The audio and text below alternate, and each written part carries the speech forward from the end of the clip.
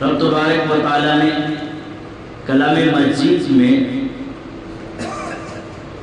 کئی مرتبہ نماز کے بارے میں تذکرہ فرمایا. نماز پڑھو، نماز قائم کرو، رکوع کرو، رکوع کرنے والے کے ساتھ نماز کی پابندی کرو. کیونکہ 5 وقتہ نمازوں کی پابندی سے انسان کے اندر فرائض کی ادائیگی کا جذبہ پیدا ہوتا ہے اور اوقات کی پابندی ہوتی ہے. کیونکہ ذرا سی دیر میں اپنے دنیاوی کاروبار کو چھوڑ کر فرض عبودیت کو ادا کرنے کے لیے رب کے دربار میں آ کر حاضری دینا، یہ اس بات کا سبب ملتا ہے اس سے کہ انسان کو اپنے وقت کی قدر کرنی چاہیے اور اپنے فرض کی ذمہ داری جو ہے اس کو مکمل طور پر نبھانا چاہیے. چاہے وہ کوئی بھی ہو، کوئی سا بھی فرض ہو. اپنے ماں باپ کے فریضہ اگر آپ کے اوپر ہے تو اس کو بھی ادا کریں، اپنے بچوں کا فریضہ آپ کے اوپر ہے تو اس کو بھی ادا کریں، رشتہ داروں کے حقوق آپ کے اوپر ہے تو اس کو ادا کریں. ایک بندہ جو کہ اللہ تبارک و تعالیٰ کا حق ادا نہیں کرتا وہ دوسروں کا حق کبھی نہیں ادا کر سکتا. جب اللہ کے حقوق کو ادا کرتا ہے جو وہ بندہ، تو پھر وہ ہر ایک کا حق ادا کرے گا. اس لیے نماز سے پابندی اوقات کا سلیقہ ملتا ہے. اور یاد رکھو، جس طرح سے تبدیلی اوقات یعنی اوقات کے بدلنے کا اثر انسان کے جسم میں ہوتا ہے، اسی طرح سے اوقات کے بدلنے، حالتوں کے بدلنے کا اثر انسان کی روح پر بھی ہوتا ہے. آپ کہیں گے کہ یہ اوقات بدلنے کا اثر انسان کے جسم پر کیسے ہوتا ہے؟ اب یہ ٹھنڈی کا موسم ہے، شروع ہو رہا ہے، فجر کے وقت موسم ٹھنڈا ہوتا ہے تو بغیر کپڑا پہنے آپ باہر نکلیں گے تو آپ کو ٹھنڈک محسوس ہوگی. پھر جب نکل جائے، سورج جب نکل جائے، دھوپ جب چاروں طرف پھیل جائے، آپ جب دھوپ میں باہر نکلیں گے تو آپ کو گرمی کا احساس ہوگا. پھر جب سورج یوں ہی چڑھتا جائے، دھوپ کی تمازت میں شدت پیدا ہوگی. پھر جب سورج ڈھلنے لگے، پھر دھوپ کی تمازت میں کمی آ جائے گی. اسی طرح جب سورج غروب ہو جائے، پھر رات کی تاریکی جب چھانے لگے، اس وقت آپ کے ذہن و دماغ میں، آپ کے آنکھوں میں بہت ساری یعنی انسان کے جسم میں موسم کی تبدیلیوں کی وجہ سے اثر ہوتا ہے. اس لیے آپ ڈاکٹر کے پاس جائیں گے، اگر کھانسی سردی ہو گئی تو ڈاکٹر یہ کہتے ہیں یہ موسمی مرض ہے، یہ موسمی بخار ہے. تو اس سے پتہ چلا کہ یہ تبدیلی اوقات سے انسان کے جسم میں اثر ہوتا ہے. تو جس طرح سے جسم میں اثر ہوتا ہے تو انسان کی روح میں بھی اسی طرح اثر ہوتا ہے. اس جسم کی نشو و نما کے لیے آپ نے 3 وقت مقرر کیے ہیں کھانے کے لیے، ہے نہیں؟ 3 وقت مقرر کیا. کیا یہ کہیں کتابوں میں لکھا ہوا ہے؟ کہیں لکھا ہوا ہے کہ فجر کا ناشتہ کرو، کہیں لکھا ہوا ہے کہ دوپہر کا کھانا کھاؤ، کہیں لکھا ہوا ہے کہ رات کا کھانا کھاؤ؟ نہیں لکھا ہوا. یہ آپ نے مقرر کیا 3 وقت. یہ خاص کر کے صبح کا ناشتہ، دوپہر کا کھانا، راتوں کا کھانا، یہ آپ نے مقرر کیا ہوا ہے. کیونکہ ذرا سی دیر میں اگر جسم کے اندر یہ کھانے کی چیزیں اگر دے تو اس طرح سے جسم نشو و نما میں پھولتا پھلتا رہتا ہے، امراض سے محفوظ رہتا ہے. یاد رکھو، رب تبارک و تعالیٰ نے یہ 5 اوقات مقرر فرمایا، اس لیے ذرا سی دیر میں اپنے روح کو اگر عبادت کی غذا دو گے تو رب تبارک و تعالیٰ کی عبادت کرنے سے روح میں نورانیت پیدا ہو جائے گی.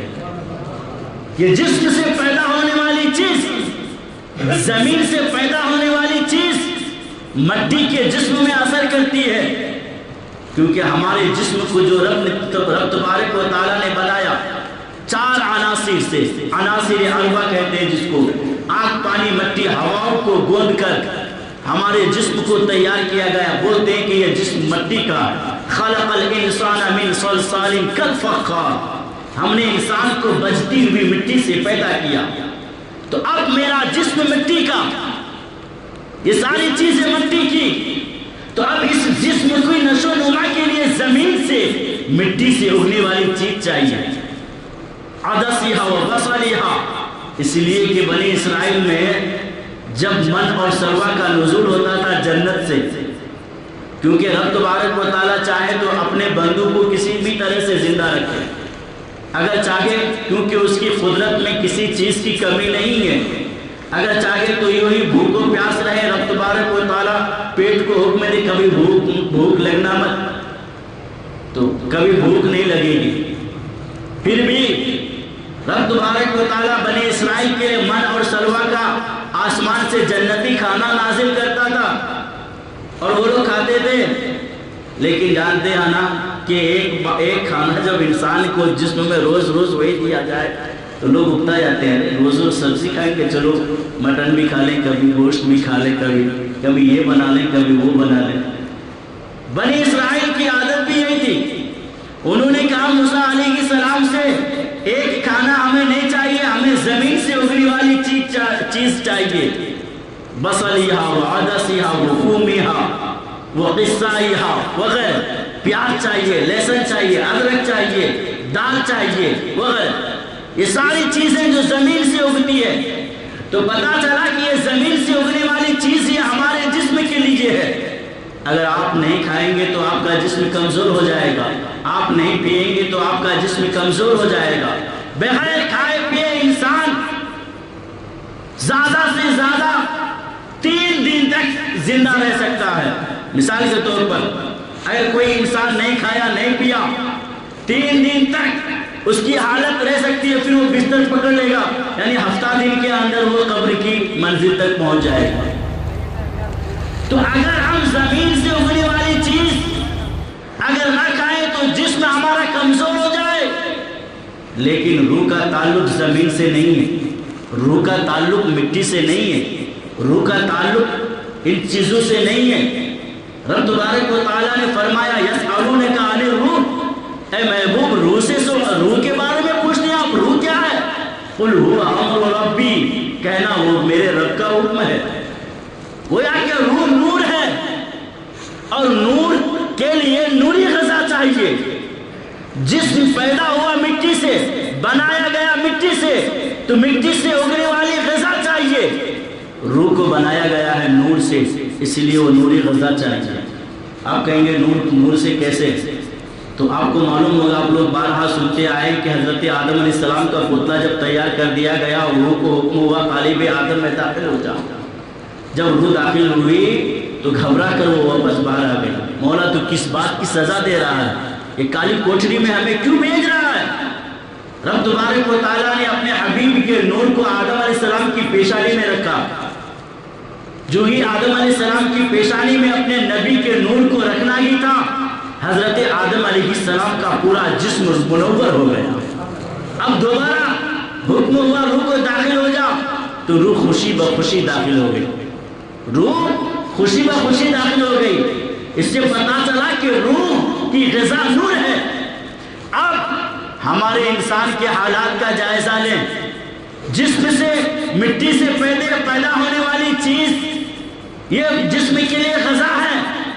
اپنے جسم کے لیے تو بہت محنت کرتے ہیں، اپنے جسم کو تر و تازہ کرنے کے لیے بہت کچھ کرتے ہیں. اگر بہت زیادہ موٹے تازے ہو جائے تو پھر اس کو گھٹانے کے لیے دواؤں کا سہارا لیتے ہیں.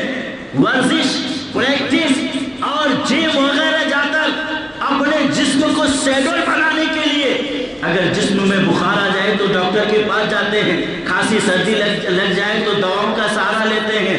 لیکن واہ مسلمان، واہ انسان، اپنے جسم کی اتنی فکر ہے لیکن روح کی فکر نہیں ہے. روح کی غذا کیا ہے؟ نور ہے. روح کی غذا نور ہے تو ہمارے اندر نورانیت کیسے پیدا ہوگی؟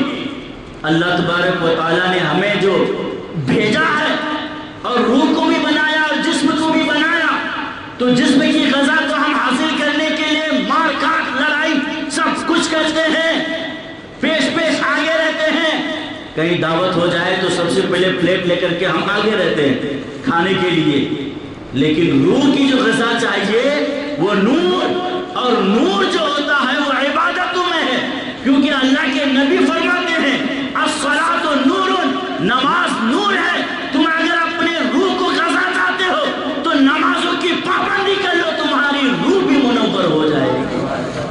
تمہارا دل منور ہو جائے گا۔ تو رب